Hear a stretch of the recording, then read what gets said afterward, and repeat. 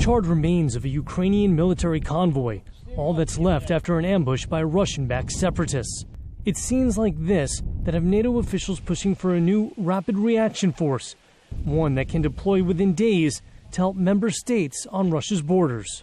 But while U.S. troops have been taking part in ramped-up war games to reassure nervous European allies, at the White House Tuesday there were questions about how much Washington is willing to contribute.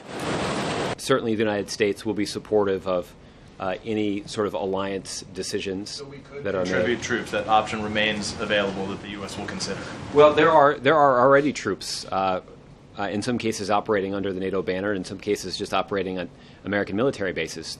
NATO officials say the Rapid Reaction Force is part of a larger plan that's expected to be endorsed by leaders at this week's summit in Wales.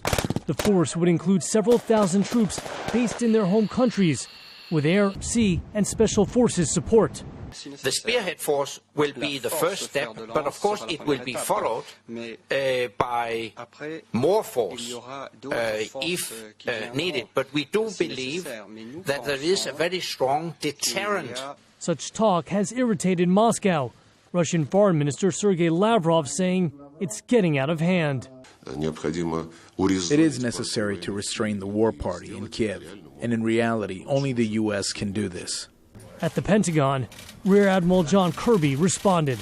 You want to talk provocative? Let's talk about a few thousand Russian troops inside eastern Ukraine. Still, some NATO members, like Estonia, say what's needed is more than a new force. For us, it would be important that both NATO and the U.S. will be present in our region as long as Russia is continuing its aggressive policies. So we're talking about a continuous or more sustainable presence of both NATO and the U.S. in the region.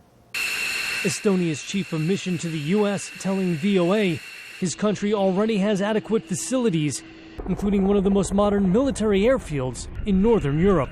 Jeff Selden, VOA News, Washington.